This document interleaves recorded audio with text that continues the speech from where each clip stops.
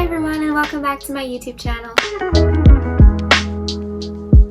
Today I want to talk about one of the worst series that I have read in my life. I was in the mood for some contemporary after reading Shatter Me. That's a very heavy book.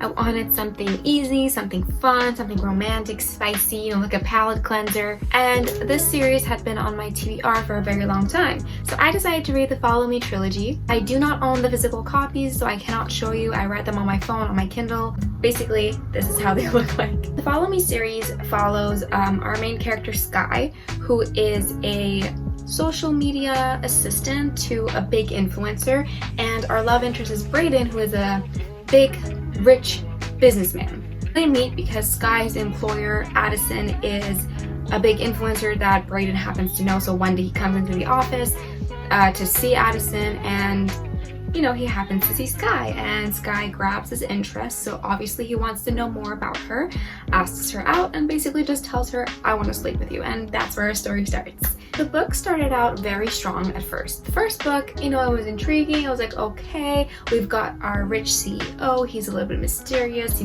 his background story, we're trying to figure it out. He's yearning for the girl, for our main character, all of the traits that we enjoy and like in books. We get together pretty fast, it's, like I said, it's quick spice, it's romance. Honestly though, I'd probably say it's more spice than romance because like in book one, I wasn't expecting it to get deep. I wasn't expecting it to get emotional or very romantic because we're building up to it. Because it did remind me a little bit of 50 Shades of Grey in terms of their sort of relationship. Not that it has the same elements as much. It is not as dark, I would say. Definitely not.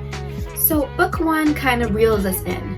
It's fun, it's easy, we want to know more. What I expected of book two was that we were going to start to understand both the main character and the love interest's problems, and there was going to be communication, there was going to be problem resolution. But the entirety of book two was them avoiding the situation problem at hand. Not once did it become a little bit more tender, a little bit more sweet, a little bit more romantic. It was just so much screwing. Every chapter, they would just screw over and over again, and it just became repetitive to the point where it was boring. I'm all for the whole dominant act, but he took it a little bit too far. Not in the sense that he wasn't asking for her consent or anything, but in the sense that it just became boring.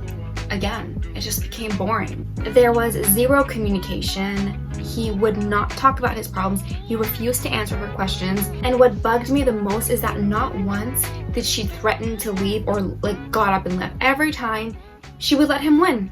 She would let him win the conversation, and the conversation would just end with them doing it again. Two was terrible for me.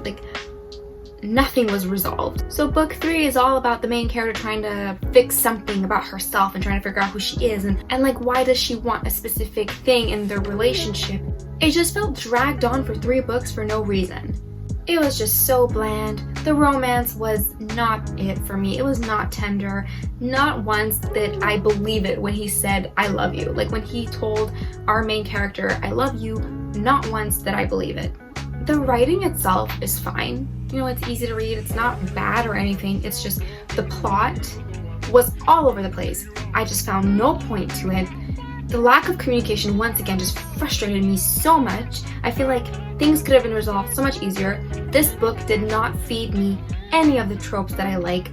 I did not get anything out of it except a couple of decent spice scenes, which again, I got bored of eventually. So if you're looking for just fun spice, not giving a damn about the plot, then this book can be good for you.